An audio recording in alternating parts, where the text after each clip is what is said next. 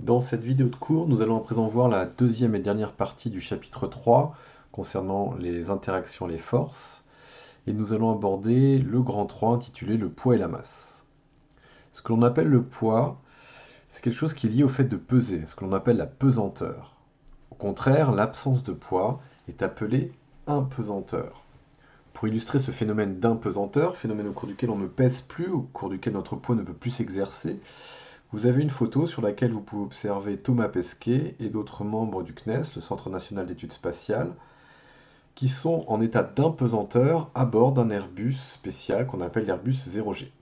Cet avion a la particularité d'effectuer des vols paraboliques au cours desquels il va se placer en chute libre et les personnes qui sont donc situées à l'intérieur, étant elles-mêmes dans un avion en chute libre, vont être elles aussi en chute libre et donc ne pourront plus exercer leur poids sur la surface de l'avion, sur le plancher de l'avion, et elles se retrouvent donc en état de lévitation comme vous le voyez sur la photo.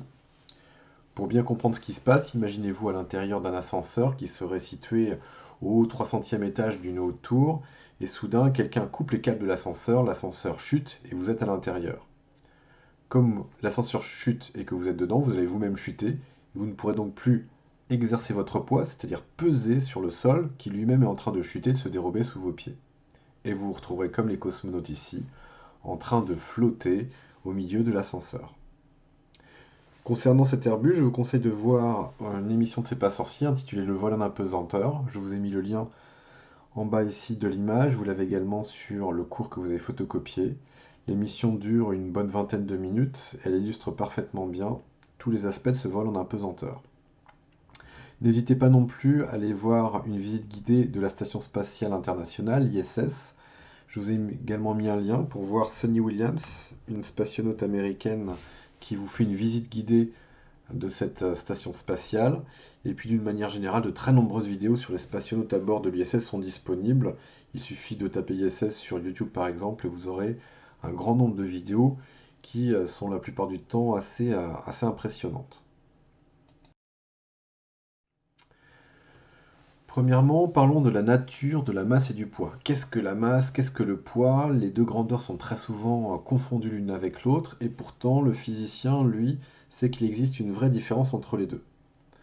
La masse d'un objet va dépendre de la quantité de matière dont est constitué cet objet, c'est-à-dire son nombre d'atomes. Vous avez sur le schéma ici la photo à gauche, des petites masses marquées, la première ici de 500 grammes, celle-ci de 200 grammes, 100 grammes et 50 grammes pour la dernière. Ce sont donc des objets qui ont des masses différentes, et si on veut l'expliquer, on peut modéliser ces objets par un empilement d'atomes. Bien évidemment, ici les atomes sont beaucoup trop gros par rapport à la réalité, un atome étant de l'ordre de 0 nanomètre, mais on constate bien que dans la masse la plus importante, il y a un plus grand nombre d'atomes. Et quand la masse diminue, le nombre d'atomes diminue aussi. Cette masse est donc liée à la quantité de matière, au nombre d'atomes présents dans un objet, et elle se mesure en kilogrammes. Le poids d'un objet est la force d'attraction gravitationnelle exercée par la Terre sur cet objet. Comme toutes les forces, le poids se mesure en newtons et non pas en kilogrammes, avec un dynamomètre et non pas avec une balance. Sur l'image de gauche, vous avez la situation suivante, une pomme qui est en train de tomber d'un arbre. Si jamais on veut représenter le poids de la pomme, eh bien il faudra représenter la force d'attraction gravitationnelle exercée par la Terre sur la pomme.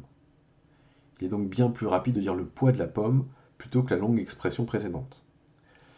Si l'on veut représenter ce vecteur poids, puisque c'est une force, eh bien il faudra tracer un vecteur qui aura comme point d'application le centre de la pomme, qui sera dirigé à la verticale du lieu, puisque la pomme est attirée vers le centre de la Terre. Nous obtiendrons donc la figure suivante. Voici le vecteur force qui correspond au poids de la pomme, mais dont l'appellation rigoureuse serait la suivante. Il s'agit de la force exercée par la Terre sur la pomme. Bien évidemment, habituellement, dans la vie de tous les jours, beaucoup de personnes vont confondre le poids d'un objet et la masse de cet objet. En effet, d'après la formule de Newton, souvenez-vous, le poids d'un objet, la force d'attraction qui en résulte donc, est liée à la masse de l'objet. Et comme nous passons notre vie sur Terre, eh bien, ce lien entre les deux fera que nous pourrons facilement confondre les deux sans ressentir la différence. Si vous reprenez par exemple le cas de Thomas Pesquet, Lorsque lui était en état d'impesanteur, il ne ressentait donc plus son poids, mais en revanche, il avait toujours la même masse. Il était toujours constitué du même nombre d'atomes, il avait sa tête, deux bras, deux jambes, il était comme il est actuellement sur Terre. Donc sa masse était la même, n'avait pas varié, alors que son poids ne s'exerçait plus, il était en état d'impesanteur.